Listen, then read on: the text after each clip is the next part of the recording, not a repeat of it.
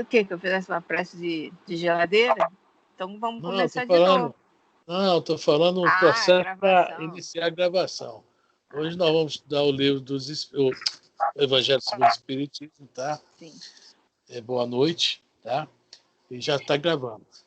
Nós vamos hoje ler o capítulo 7, né, do Evangelho segundo o Espiritismo. Bem-aventurados os pobres de espíritos, e estamos no item 7 também, né? Hoje nós vamos ler um pouco, comentando. Ok? Sim. Certíssimo? Certíssimo. Então vamos lá. Então vamos lá. Evangelho segundo o Espiritismo, capítulo 7. Bem-aventurados os pobres de espírito. Item 7. Mistérios ocultos aos doutos e aos prudentes. Só antes de mais nada, quero parabenizar todas as mulheres, que hoje é o Dia Internacional da Mulher. Tá? Thank you. Mas eu sou contra esse dia. Okay? Você não tem nada com isso, não te perguntaram nada. Sou contra, porque Dia da Mulher é todos os dias. Eu, quando penso em minha mãe, na minha irmã, na minha esposa, eu não penso que elas têm que ter um dia especial. Para mim, todos os dias para elas têm que ser especiais. Mas quiseram dar um dia para a gente. Daí, todo dia é dia da gente lavar roupa, fazer comida, cozinhar. Então, deram um dia especial para a gente. Qual o problema? E não fizeram isso hoje também, não? Fiz. Tá bom. Claro que eu fiz. Hoje eu até costurei, coisa que eu não costumo fazer. Pois é. Então, todo dia é dia da mulher. Boa noite. Boa noite a todos. Boa noite. Boa noite. Boa noite, Cláudio. E nem a Baby Consuelo. Todo dia era dia de índio, mas agora só tem o dia 19 de abril, né? Vamos lá. Todo dia é dia de mulher, mas ela só tem o dia 8. Feliz Dia das Mulheres. Para você também. Para você também. Tá aí. Não. Alice, a também Marli. não. Também não. não. Então As tá. mulheres hoje estão tudo no pancadão, tá? Para comemorar. Todas elas no pancadão. Tá? Com exceção da Jo, você e a Dona Lourdes. Só vocês três que estão aqui, e a Elisa. Vocês 4 estão aqui, o resto está tudo no pancadão. Tá? Não estou fazendo fofoca não, viu, gente? Pelo amor de Deus. Você é um santo. Você é um santo. Você é um santo. Espiritismo, capítulo 7, item 7. Vamos lá. Capítulo 7, item 7. Item 7. Bom. Vamos fechar o microfone, gente, por causa do barulho, tá? Senão atrapalha para ler.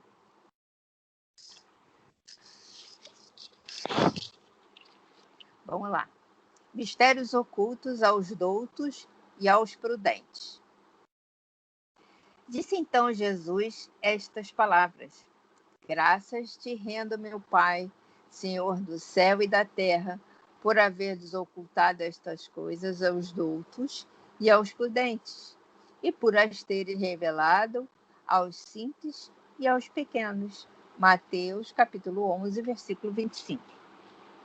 Ele vai colocar uma situação que os doutos nós podemos considerar aqueles que se acham, sabem demais. E justamente por saberem demais são prudentes. Não vou entrar nessa não, que dentro do meu raciocínio, assim mesmo, dentro do que eu sei, isso aí não sei não, né? Faz aquela cara de muchacho, né? De superior, né? E os mais simples compreendem com facilidade, né? Porque não tem tanto assim essas barreiras que nós criamos para nós mesmos, são as barreiras do orgulho, tá? E o que Jesus está respondendo é justamente isso. Os orgulhosos, como a maioria de nós, tá? Eu me coloco também isso aí, tem essas dificuldades de aceitar as coisas mais simples, porque bate de frente. Boa noite, prima. Bate de frente com o que acha que sabe. Deus em segundo plano, digamos assim. Deus em segundo plano. Vamos lá, Elisa? Espera aí que eu estou anotando um negócio aqui. Pode parecer singular que Jesus renda graças a Deus por haver revelado estas coisas aos simples e aos pequenos, que são os pobres de espírito, e por as ter ocultado aos doutos e aos prudentes, mais aptos, na aparência, a compreendê-las. É que cumpre se entenda que os primeiros são os humildes, são os que se humilham diante de Deus e não se consideram superiores a toda a gente. Os segundos são os orgulhosos, envaidecidos do seu saber mundano, os quais se julgam prudentes porque negam e tratam a Deus de igual para igual, quando não se recusam a admiti-lo, porquanto, na antiguidade, douto era sinônimo de sábio. Por isso é que Deus lhes deixa a pesquisa dos segredos da terra e revela-os do céu aos simples e aos humildes que diante dele se prostram. A gente tem que compreender aí que não é porque também a pessoa, às vezes, né, é muito sábio, é muito douto, mas é humilde. Existem pessoas assim. Tá? Existem muitas pessoas assim. Mas, na sua grande maioria, é o que está falando aqui. Se julgam, né, de igual para igual para Deus. Principalmente, infelizmente, na ciência. A ciência há muito isso. O cara começa a crescer muito, aprender muito, e para ele Deus sumiu. Deus não aparece nas fórmulas, né? Aquelas fórmulas complicadas, então Deus é uma dúvida para eles. E alguns diz que uma das igrejas que mais cresce nos Estados Unidos é a Igreja dos Ateus, né? Igreja dos Ateus. E até também é um porém, porque essa igreja cresce muito, tá? É porque eles não conseguem compreender a Bíblia. A Bíblia. E devido a essa dificuldade, porque a gente lendo a Bíblia literal, realmente está tudo errado. De um casal de um homem a uma mulher, isso é o toda a humanidade, em 7 dias foi criado o planeta, se a própria observação aí, né, da ciência, fala que o planeta tem 4 bilhões e meio de anos. É isso? Aí bate de frente com isso. Se acha muito sábio, mas alguns não. Nós temos que falar, por exemplo, o Einstein. O Einstein era judeu e acreditava muito em Deus. Defendia. Ao ponto de, quando começaram aquela nova teoria da física quântica, né? Ele fala, o negócio que estava muito incerto, né? Aí ele fala, Deus não joga dados. E quis ver, né, onde estava o erro ou acertar o negócio, né? Ele não conseguiu, que ele veio desencarnar logo depois disso. Quer dizer, alguns sim, ainda se seguram perante consciência e tudo, se seguram perante a divindade, são humildes. Mas a grande maioria, mas a novidade é que eles não sabem, que eles nunca leram o livro dos Domínios da Mediunidade. O livro dos Domínios da Mediunidade, no prefácio, o Emmanuel coloca: os laboratórios hoje são os templos de Deus. E os cientistas são os seus futuros sacerdotes. E é através deles que vai vir a confirmação de espíritos e da divindade.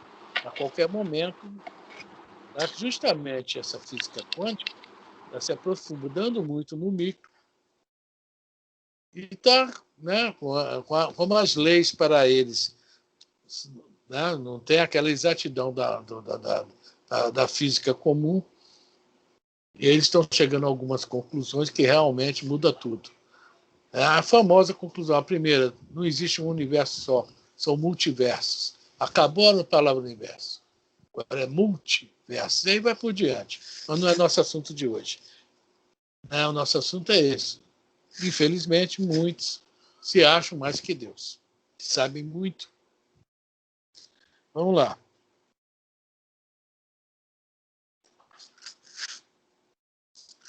Elisa está sem som.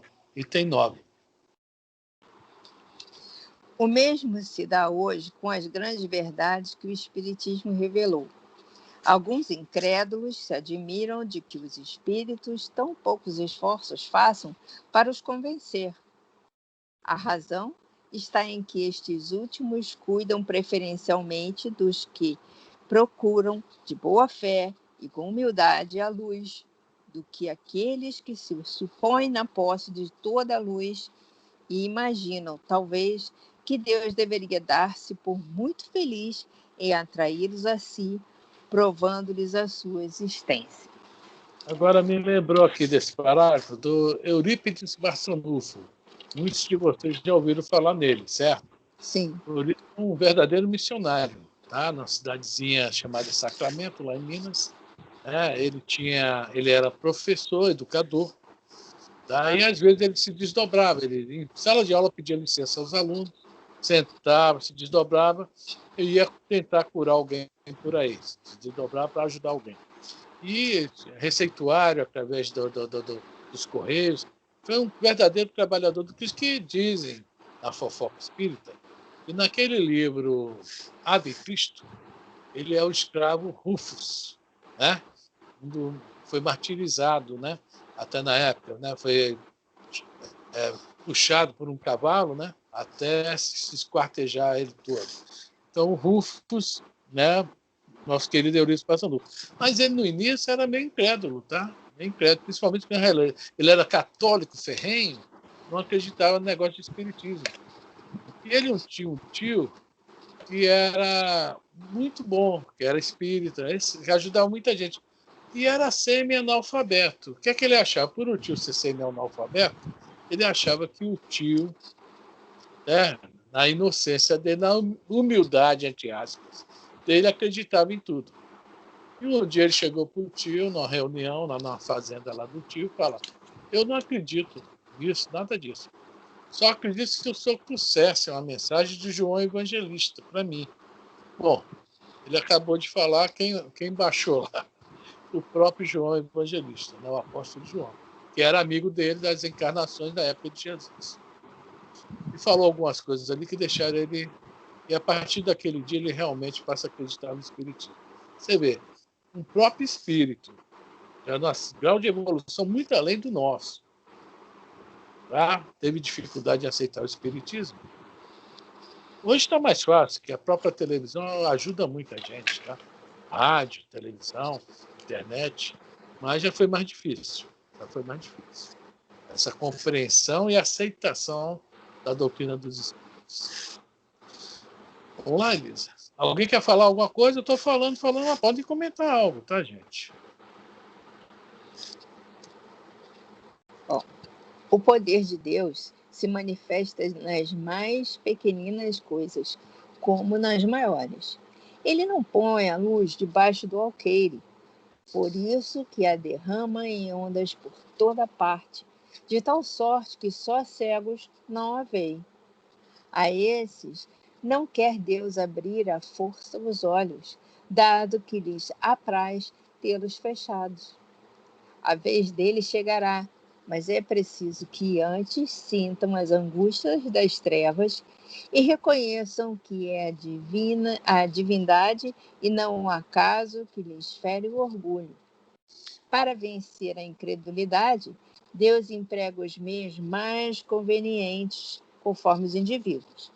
Não é a incredulidade que compete prescrever-lhe o que devo fazer, nem lhe cabe dizer: se me queres convencer, tens de proceder dessa ou daquela maneira, em tal ocasião e não em tal outra, porque essa ocasião é a que mais me convém. Vamos só ver uma coisinha que está aqui no meio. A vez deles chegará, mas é preciso que antes sintam as angústias das crevas. Tá? Não é creva que a gente está acostumado a ouvir falar aí, porque a ignorância dele, tá? A ignorância em relação a Deus, a parte espiritual do ser, é que vão levar eles a essas angústias.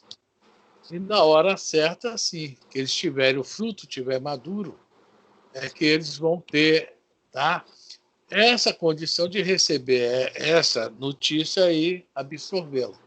Enquanto o orgulho falar mais alto, né? Eles não vão conseguir. Tudo tem seu momento certo. Na hora certa, eles serão, né? Serão informações e serão levados a acreditar nisso. Mas, infelizmente, geralmente é através da dor, né? A gente chega numa casa espírita e faz um levantamento. Quem entrou aqui por causa do amor? Raríssimos. Igual quem veio aqui por causa da dor. Quase todos, né? Geralmente nós chegamos ao espiritismo porque nós já percorremos tudo e não achamos as respostas que nós queríamos e precisávamos.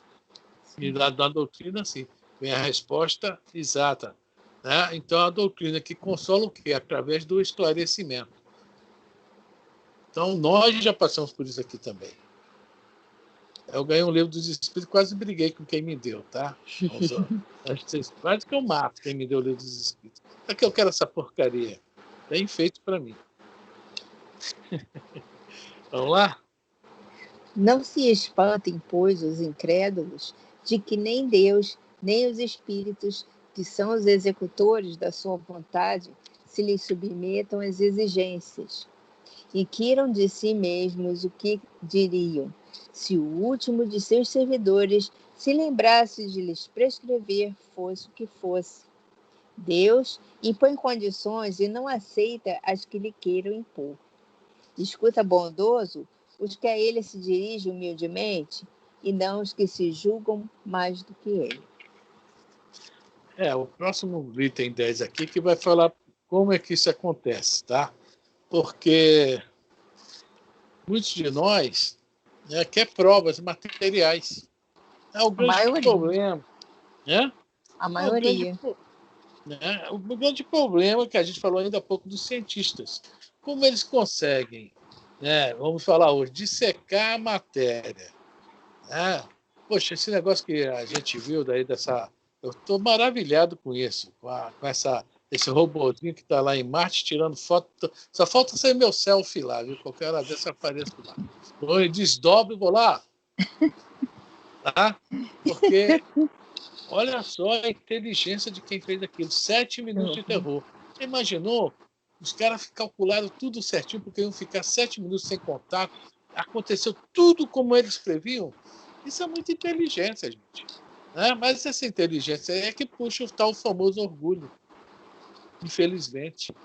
Então, uma pessoa que já está com a capacidade intelectual, poxa, muito além da grande maioria do planeta. Então, são cérebros que já, lógico, através de conquistas próprias, privilegiados, digamos assim. Mas por quê? Em outra época, eles lutaram para isso. Então, é maravilhoso a gente ver uma coisa dessa. Né? E como esse pessoal está com esses cálculos tudo na mão, estão fazendo coisas realmente, a vacina aí para a Covid, não é 100%, não, mas, poxa, alcançar 90%, 80% já é uma grande coisa, porque ela foi feita na correria, em poucos meses.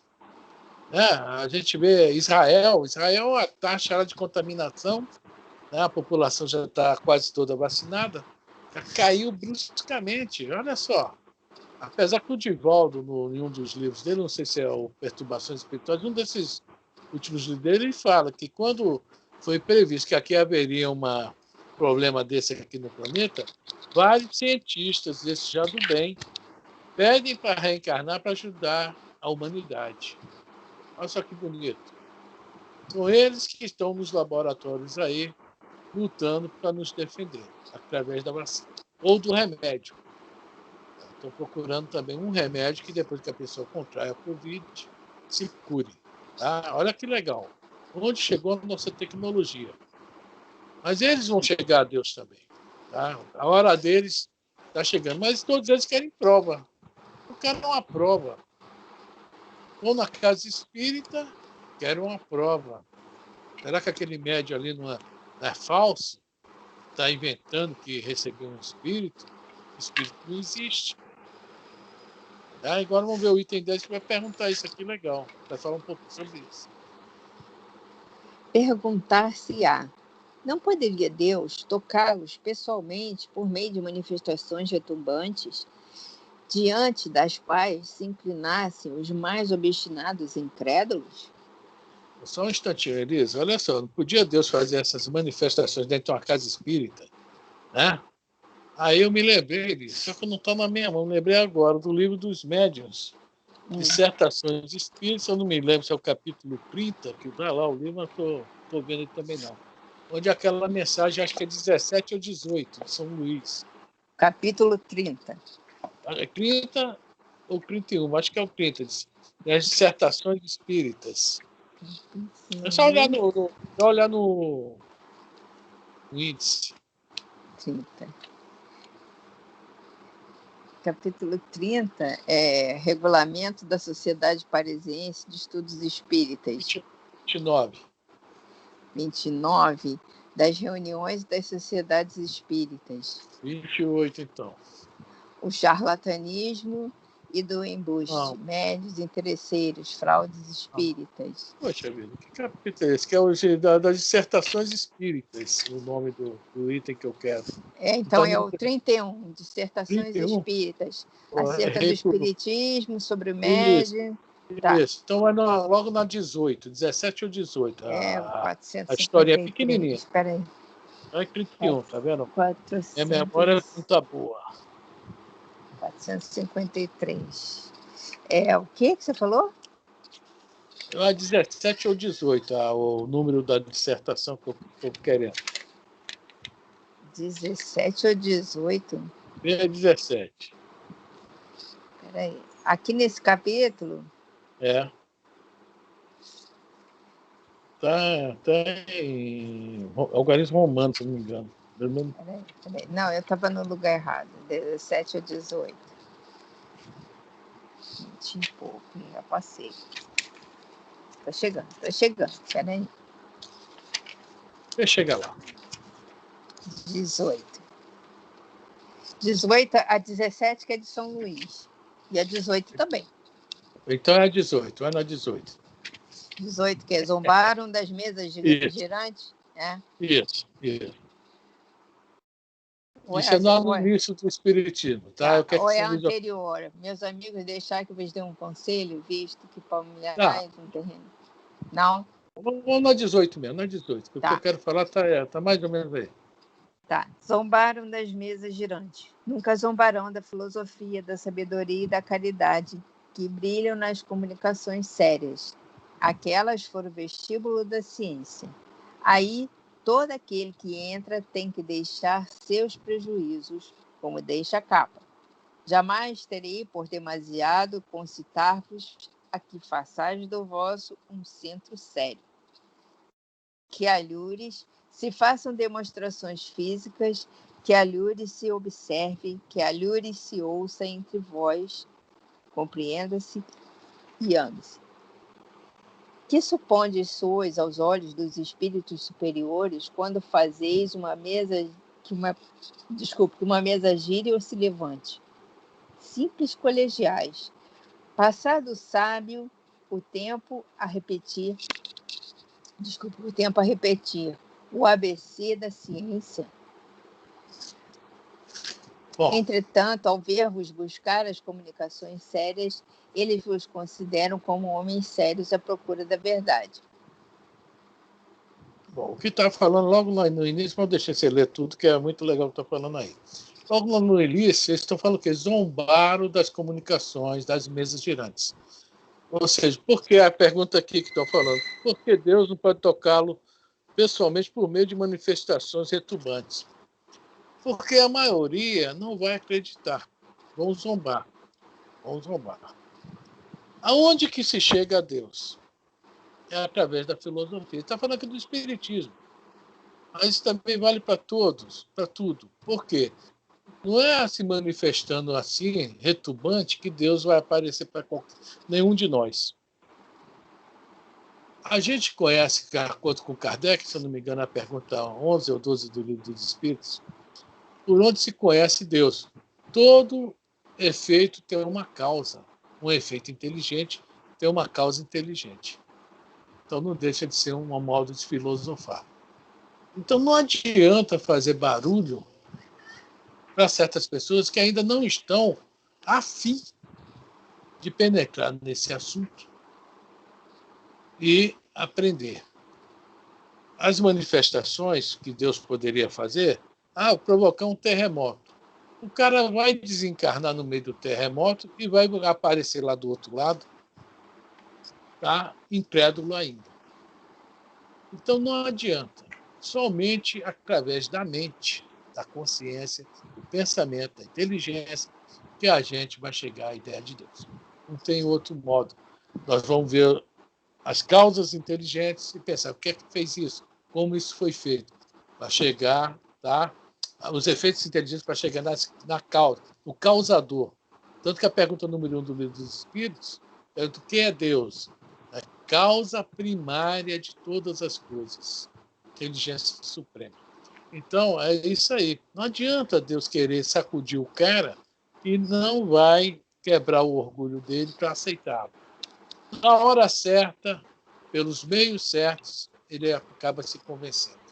Daí o que eu gosto dessa dissertação aí, que ele fala que se a gente continuar também só querendo manifestações mediúnicas, para os espíritos superiores nós não vamos passar nunca de simples colegiais, querendo se divertir. É brincadeirinha de copo, mais ou menos, que estão falando aí. Né? A gente tem que procurar mesmo se aprofundar nos assuntos para descobrir eles através da pesquisa, da análise. Aí sim, nós vamos embora. Tá? Então é isso aí. Por que Deus não pode tocá-los assim pessoalmente? Não. Na hora certa. Exemplo, Paulo de Tarso. Todo mundo acha que Saulo virou Paulo na hora que caiu do camelo na porta de Damasco e aparece Jesus e fala: Senhor, o que queres que eu faça? Não, não foi isso, não. Leiam o livro Paulo Estevam. Paulo saiu para ir a Damasco matutando o tempo todo na passagem da vida dele, onde aparece Estevão e Abigail, os irmãos. Ou seja, através da inteligência de Estevão e do amor de Abigail, é que Paulo foi mudado, passou a acreditar no Cristo. A queda do camelo, a cegueira dele e o Cristo aparecer, digamos que foi o último, né? Então, cara, eu existo mesmo. Mas ele já foi preparado através da inteligência. Ele era muito inteligente. Ele não conseguia compreender a paz com que aqueles cristãos eram sacrificados, martirizados. Ele não conseguia ter aquela paz, aquela tranquilidade, sabendo que ia morrer. Né? Ali que ele começou a pensar o que o Estevão falava, o que Abigail também falava. Aí, dentro dessa doutrinação que ele teve, é que ele houve a mudança dele. Tá? Matou, fez, aconteceu, e não foi necessário nada de dar cascudo nele, puxão de orelha dele para ele mudar. Nada do que ele fez foi necessário com ele. Foi tudo através da inteligência. Vamos lá. Item 10. Perguntar-se-á: não poderia Deus tocá-los pessoalmente por meio de manifestações retumbantes, diante das quais se inclinassem os mais obstinados e incrédulos? Eu já tinha lido isso, não já? Mas foi bom repetir. Foi essa pergunta aí que nós fizemos esse trabalhinho aí do Livro dos Médiuns, né? É fora de toda dúvida que o poderia. Mas então, que mérito teriam eles e aos demais de que serviria?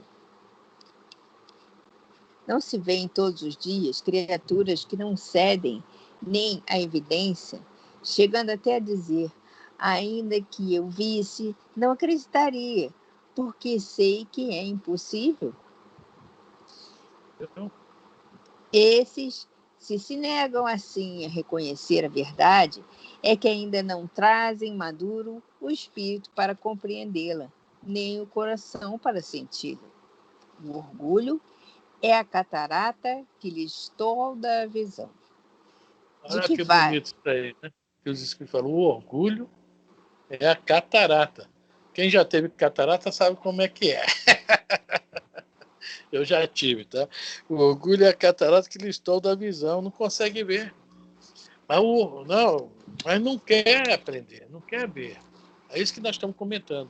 Não existe nada no mundo que modifique uma mente dessa forma. Isso aí seria uma violência contra...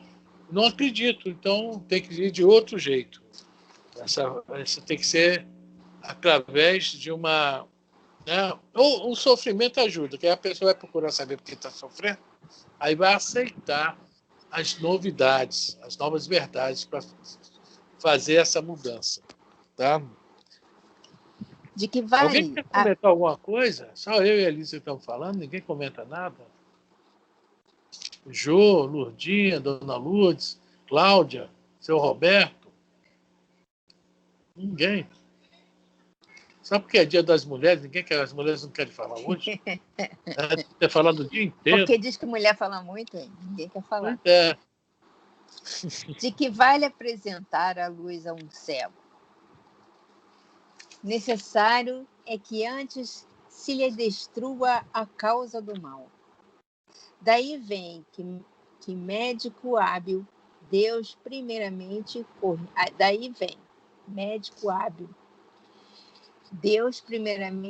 corrige o orgulho.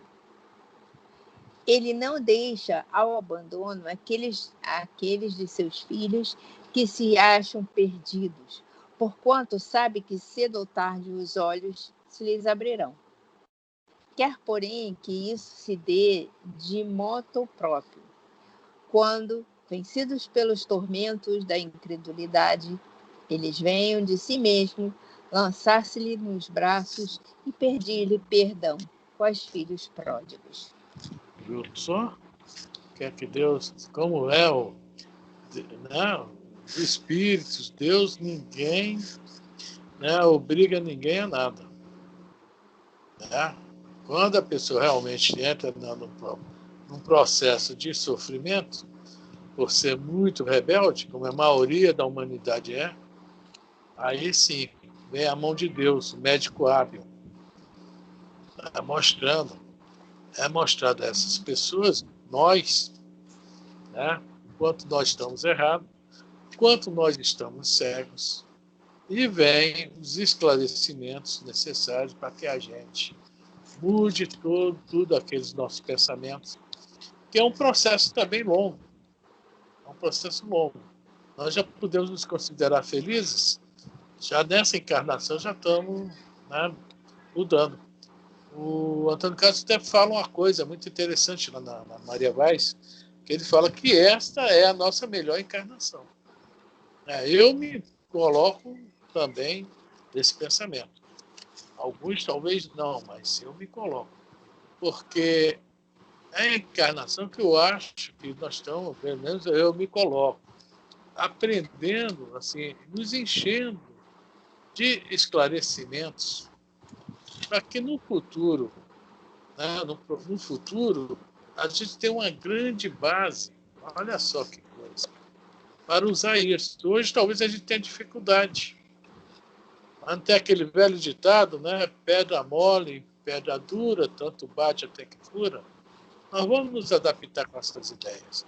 Nós vamos, depois que adaptar, aprendê-las, vivê-las. É o pontapé inicial.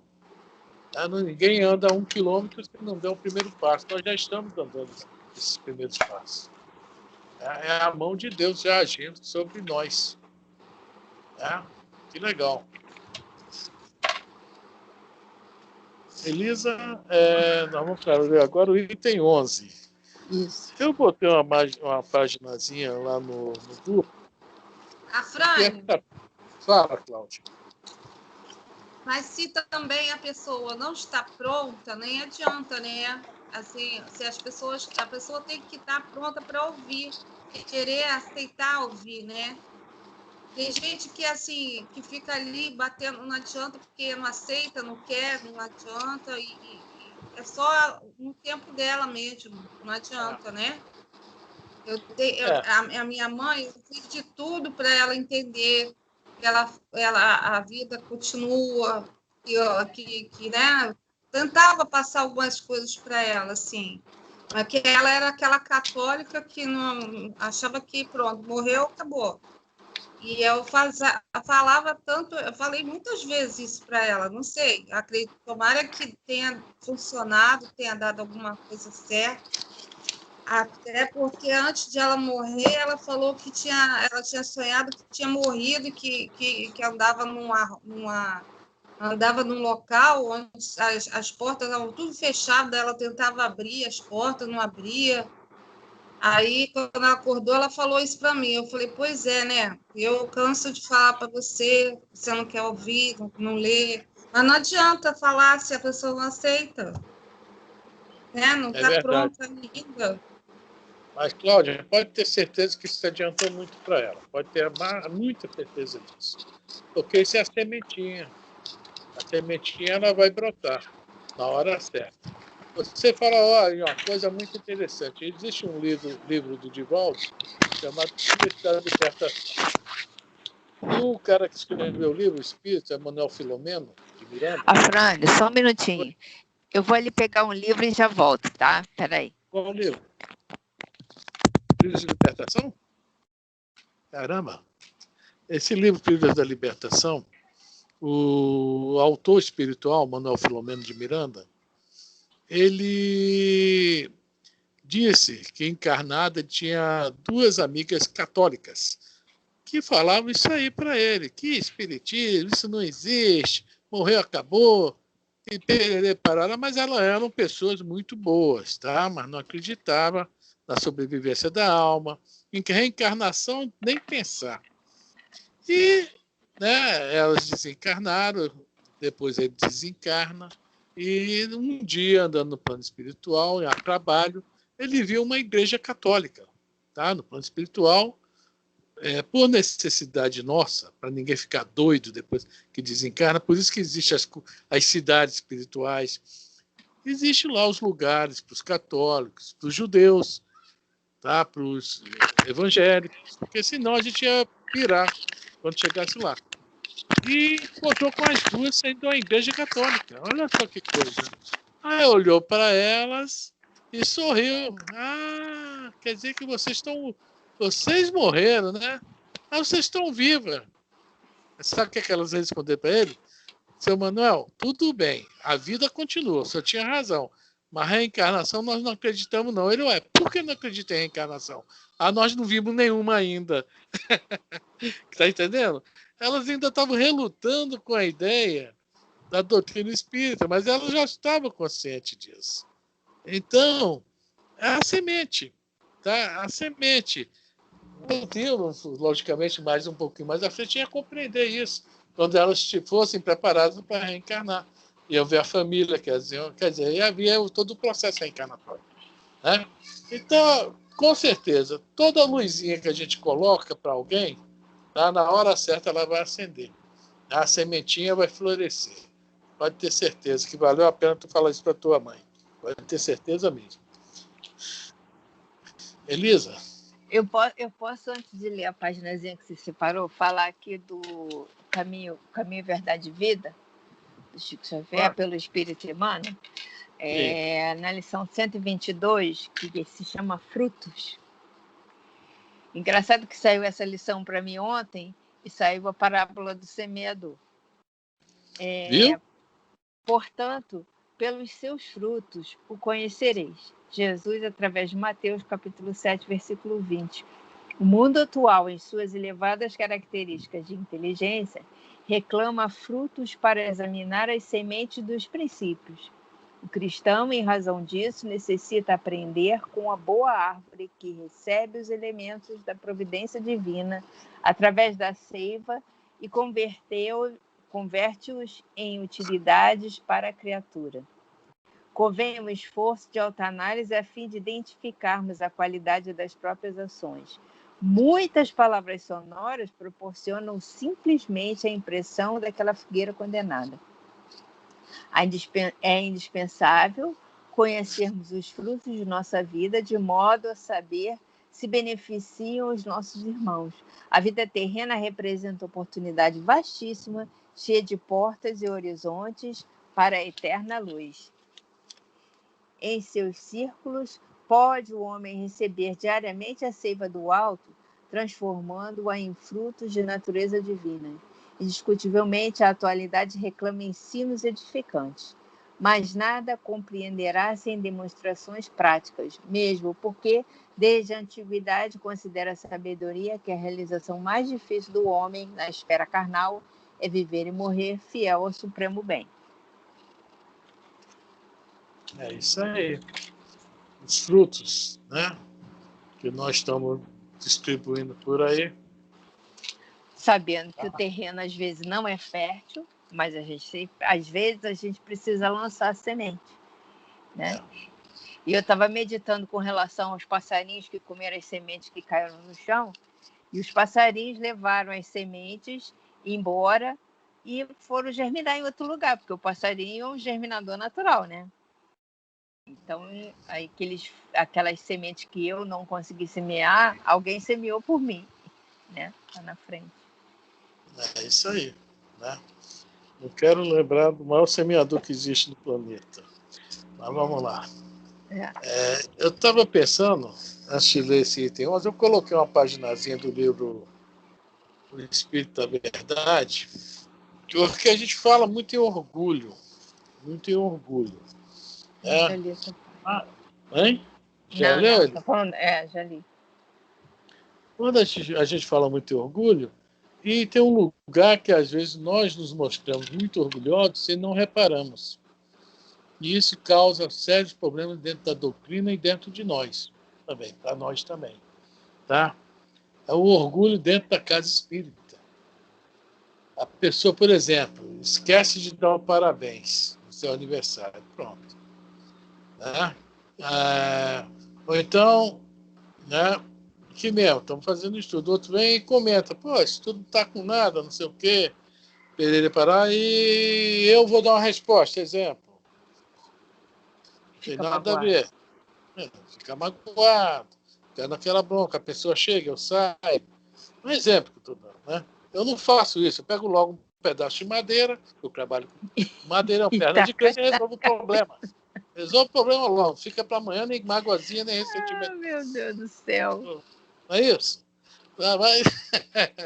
Então eu trouxe uma paginazinha para a gente tomar muito cuidado, que o orgulho não está somente na nossa casa, na rua, no trabalho, na escola, não. O orgulho, né, está junto a nós, onde nós aprendemos a combatê-lo. Isso que é interessante. Nós vamos para a casa espírita, o quê? Aprender a nos melhorar. Nós temos que ver que existem 3 coisas que a gente confunde um pouco. A palavra espiritismo, a palavra casa espírita e a palavra movimento espírita.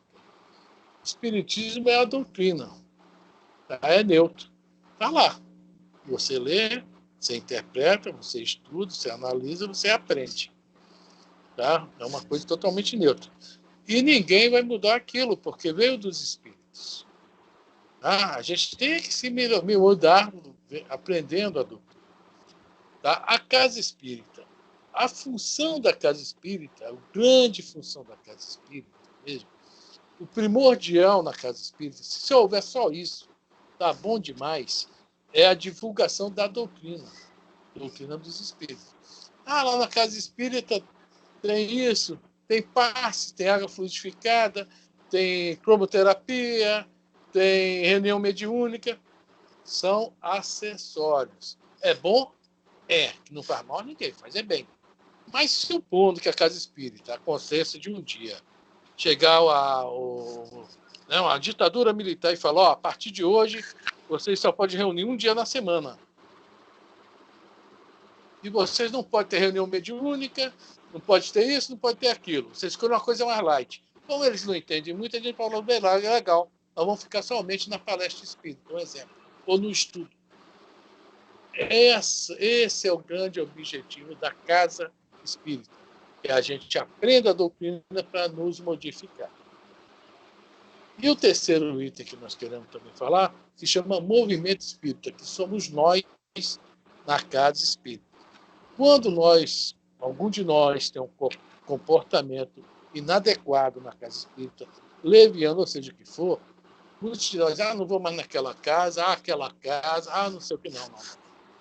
O movimento espírita é muito imperfeito, que nós somos imperfeitos.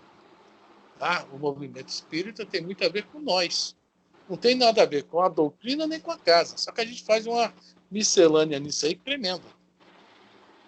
É um dos motivos também de nosso orgulho estar na frente. Aqueles que mais... O Cristo sempre procurou o quê? Os doentes. Aqueles que mais precisam, né? Então, a paginazinha fica falando um pouquinho sobre isso. Sobre a casa espírita e o nosso comportamento lá dentro, tá? Lá, quem viu, eu botei no zap do Maria Vaz, o Luiz Guilherme, como sempre, fez a gentileza de botar em PDF, tá? Quem tiver com o telefone celular na mão, estiver vendo pelo computador, só abrir no zap do Maria Vaz. Está lá O Filho do Orgulho. É desse livro aqui, O Espírito da Verdade, Chico Xavier, Espíritos Diversos. Essa página do Caibar Chuta, tá? Vamos ler ela, Cris. Só vai dar tempo de ler mesmo. Depois, semana que vem, a gente volta. O Filho do Orgulho. Tá? Ele corresponde ao capítulo 7, item 11 do Evangelho segundo o Espiritismo. O melindre, filho do orgulho, propele a criatura a situar-se acima do bem de todos. É a vaidade que se contrapõe ao interesse geral. Assim, quando o espírita se melindra, julga-se mais importante que o espiritismo e pretende-se melhor que a própria tarefa libertadora em que se consola e esclarece. Ok?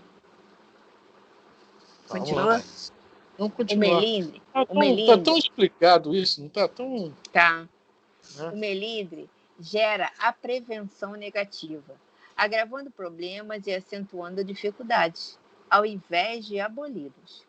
Essa alergia moral demonstra má vontade e transpira incoerência, estabelecendo moléstias obscuras nos tecidos sutis da alma. Opa, nos adoece fisicamente também. Tá? Além de ser uma coisa, né? Porque vai mexer o quê? Justamente com o nosso equilíbrio. Ele vai nos desarmonizar. Por essas questões que você está falando aqui. A questão da má vontade, incoerência, não querer compreender os outros, não aceitar. De repente chega aqui o dirigente da casa, olha, a partir de hoje vamos ter que colocar uma nova norma aí, Pereira parar. Ah, não, assim não dá. Estou fora. Né? E infelizmente tem sempre um ou outro, eu estou contigo. Aí começa a divisão onde deveria haver união. É o que a gente fala, existem vários tipos de espiritismo hoje, infelizmente. Porque aqueles que se julgam acima da doutrina, o novo espiritismo redivivo, tem tanto nome agora, Jesus histórico. Gente, Jesus só veio aqui para unir, não veio separar ninguém. O Dr. Bezerra, né, criou um pacto áureo. Ele e alguns outros companheiros foram em vários estados do país para unir as federações que eram divididas. Minas pensava de um jeito, Pará pensava de outro. Tal. Então, ele conseguiu trazer todo mundo para a FEB, fazer a Federação Espírita Brasileira. E mesmo assim, até hoje ainda há umas divisões aí, infelizmente. Então, tudo que nós fazemos contra a doutrina, nós estamos vendo divisões, infelizmente. E isso tem um preço. Vamos lá? Evitemos tal sensibilidade de porcelana, que não tem razão de ser. Basta ligeira observação para encontrá-la a cada passo. Agora ele vai falar as situações que isso acontece. Deixa eu ver onde eu estou aqui. Vamos lá. É o diretor que tem a sua proposição refugada e se sente desprestigiado, não mais comparecendo às assembleias. Está começando lá do dirigente. A Elisa, dirigente. Não ouvi o que eu falei, eu não vejo mais desse estudo, não. Elisa, dirigente, tá? O médium advertido, essa aí sou eu. O médium advertido construtivamente pelo condutor da sessão quanto à própria educação mediúnica e que se ressente fugindo às reuniões. Eu nunca Quem fugi, sabe disso mesmo é o seu sendo... Roberto. Seu Roberto é que sabe disso, né? Eu nunca fugi, mesmo sendo advertida. Pois é. O seu Roberto, como foi chefe de várias sessões mediúnicas, deve ter muitas histórias desse meio aí. Não é isso? Então, vamos embora. Acredito que sim. O comentarista admoestado fraternalmente para baixar o volume da voz e que se amua na inutilidade. Uma vez eu e o Marcos e o Zé Roberto fomos admoestados sobre isso aí. Admoestados. Hoje, quem admoestou, a gente que não está, já está com uma certa idade, mas é a nossa grande amiga. Uma grande amiga nossa. Não houve bronca nenhuma, ela tinha razão. Né? Nós ficamos calados, ela tinha razão, a gente estava fazendo algazarra. Né? E hoje, né, se eu falar o nome dela, vocês adoram ela, todos nós aqui adoramos. Né? Aliás, eu já falei no estudo que ela era minha namorada. Valeu a dica, ô Elisa? Valeu. Eu fazer aqueles estudos assim, ó, minha namorada, ela quer maluco, eu não quero um homem que nem você, o quê? Tá lembrado? Ela tem uns 20 anos a mais que a gente, né? O colaborador do jornal que vê o artigo recusado pela redação e que se supõe menosprezado, encerrando atividades na imprensa. A cooperadora da assistência social esquecida na passagem de seu aniversário e se mostra ferida, caindo na indiferença. É a Lourdinha. Viu? Ninguém se esqueça do meu aniversário, pelo amor de Deus. Acaba o estudo, tá? Não vou falar o dia do meu aniversário, não. Só se lembrar. Precisa, né?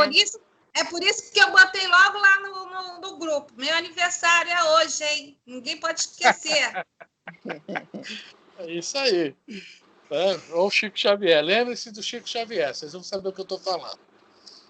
Vamos lá. O servidor do templo, que foi certa vez preterido na composição da mesa orientadora da ação espiritual e se desgosta por sentir-se infantilmente injuriado. O cara é que nem eu, médio parede, médio não recebe nada. Médio parede. Aí chega para ele, não tem. Tá a mesa composta, tem um buraco lá na mesa. Ele vai querer sentar. Não, meu filho, faz favor, deixa alguém que produz aí no teu lugar. Tem que dar graças a Deus, né? Não deixaram eu sentar na mesa. Oh, meu Deus do céu, eu ia para lá fazer o quê? Atrapalhar? Né? Produzir nada? Se ainda fosse assim, se concentrar para ajudar, chega lá e ainda fica pensando, vai receber isso? Que espírito é esse que está recebendo aí? Olha o que esse espírito está falando. Ai, meu Deus do céu. E aí vai por diante. Então, deixa para lá. Vamos lá. Doador de alguns donativos cujo nome foi omitido das citações de agradecimento e surge magoadas que vão-se a nova cooperação. Não tem esse problema. Se eu der uma cesta básica, ninguém fala, Franco que deu, eu não volto mais. Se falar que fui eu que dei, é capaz de eu não voltar mais mesmo. Eu fico com vergonha. O pai é relembrado pela professora das aulas de moral cristã com respeito ao comportamento do filho e que por isso se suscetibiliza cortando o comparecimento da criança.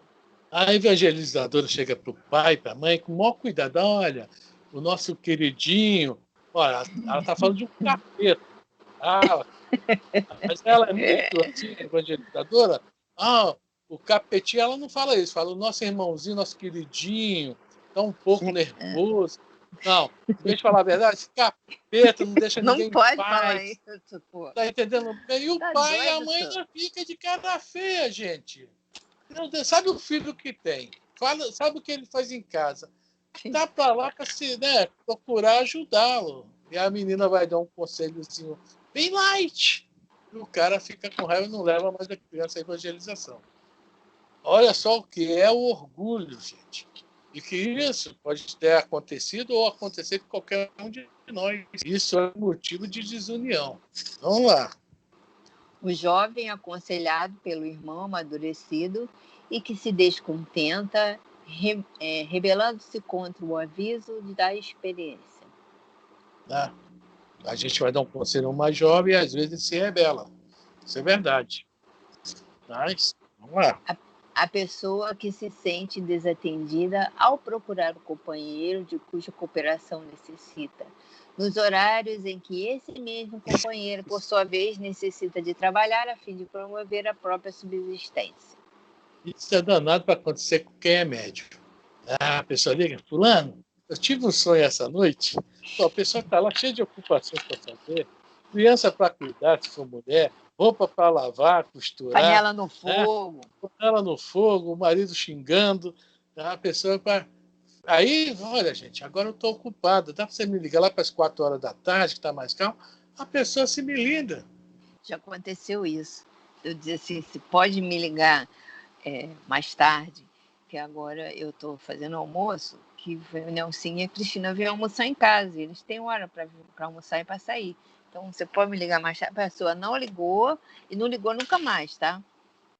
Aí, perdeu uma amiga.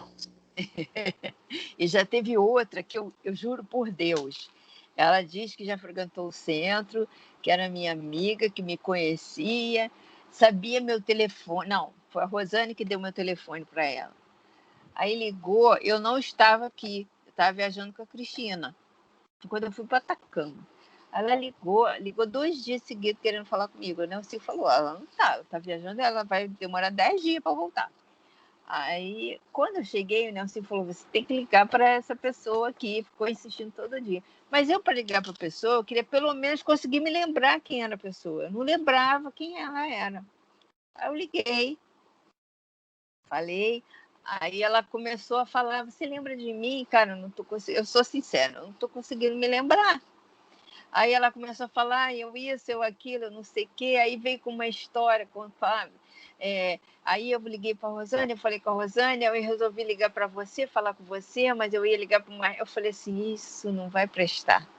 Ela já ligou para um, está ligando para outro, ainda vai ligar para o Machado. Ixi. Eu vou passar logo a pelota para o Machado, entendeu? Porque eu não vou ficar nessa carga e descarga. Tu sabe que a mulher ficou zangada comigo? Nunca mais ligou para mim. Ela queria muito falar comigo. Viu só? Só quem é a culpada, Elisa? Vamos fazer um julgamento agora. Elisa é a culpada? Sou. Cláudia, o que você está falando na cabeça assim? Ó? Eu sou a culpada. Eu sou a culpada porque eu não devia nem ter ligado para ela. Brincadeira, Elisa. Brincadeira. Se eu não lembrava quem ela era, como é que eu ia falar com ela?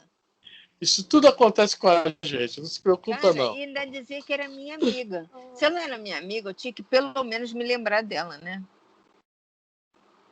Nunca viu uma vez? Não, tá igual... assim, vi mais de uma vez, mas não tinha afinidade, assim, de dizer, éramos muito amigas, tanto que ela não tinha meu telefone. Quem deu meu telefone foi a Rosane. Elisa, às vezes eu tô lá, um cara que teve lá 2 anos atrás, você se lembra de mim? Só que eu sou cara de pau falar, realidade não, porque aqui entra 30 por dia. Se você teve aqui um mês, a gente vamos lembrar de você. Não, eu tive aqui há 2 anos, é o pior ainda, meu amigo. Nós vamos fazer amizade de novo. Vai, eu esqueci, mas vamos reativar a nossa amizade. Quer dizer, eu levo na brincadeira, mas é verdade. Né? Eu sou boa fisionomista. Né? Eu sou boa fisionomista, cara. Eu sou difícil de esquecer das pessoas. Mas nesse caso eu não estava lembrando mesmo. A pessoa que se sente desatendida, já li. O amigo que não se viu satisfeito ante a conduta do colega na instituição e deserta, revoltado, englobando todos os demais em franca reprovação. Incapaz de reconhecer que essa é a hora de auxílio mais amplo. Foi aquela vez que eu falei no estudo que o negócio de cirandinha, brincadeira de roda, tinha acabado. Aquela menina que era professora lúdica, quase me bate, nunca mais apareceu na casa, tá? Você vai falar por aí você é campeão, hein? Nisso você é campeão, hein? Você fala por aí tudo, lá naquela casa. Você é campeão pessoal. Nisso, cara. É com música, é com história, você é campeão. Vamos lá. O espírita que se nega ao concurso fraterno somente prejudica a si mesmo. Devemos perdoar e esquecer se quisermos colaborar e servir. A rigor, sobre as bênçãos da doutrina espírita, quem pode dizer que ajuda alguém? Somos sempre auxiliados. Olha só, a grande verdade é isso. Somos sempre auxiliados. Vamos lá. Ninguém vai a um templo doutrinário para dar primeiramente. Todos nós aí comparecemos, antes de tudo, para receber, sejam quais forem as circunstâncias. Fujamos da condição... Eu acho que o Caibar, nesse pedaço aqui, disse: Emmanuel, dá um palpite aqui, que isso aqui é a palavra de Emmanuel, né? Ninguém vai lá para dar, primeiro vai para receber. Né? Caibar tá lá. Vamos lá. Fujamos a condição de sensitivas humanas. É a condição de sensitivas humanas, convictos de que a honra reside na tranquilidade da consciência, sustentada pelo dever cumprido.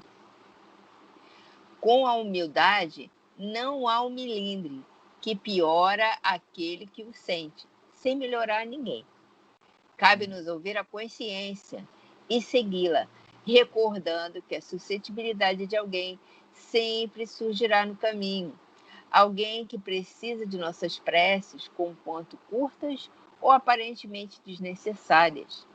Então nós vamos falar agora o seguinte: quem provoca alguma coisa que de repente nos faz mal, né, alguma conduta, alguma coisa, então é sinal que essa pessoa precisa muito disso, de nossas preces, não de nossas broncas, nossa reprovação. Eu sei que isso é difícil, tá, gente? Conforme eu falei, eu tenho um pedaço de perna de cruz guardado ao meu lado. A palavra da cruz é loucura. Viu? A palavra da cruz é loucura. Vamos lá. E para terminar, meu irmão, imagine se um dia Jesus se melindrasse com os nossos incessantes desacertos. Caibar. Não era para você ler essa última frase aí, não, tá? Mas tudo bem, já leu esse último parágrafo. Mas era o melhor de todos. Né? Bom, gente, já são 8h35, né? Eu vou até parar a gravação, tá ok?